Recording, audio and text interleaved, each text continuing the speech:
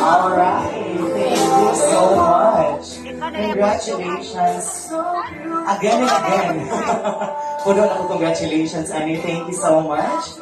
And now, may we request the maid of honor to please help the couple to remove all the envelopes or angpaos around their dresses. Thank you. Dahil na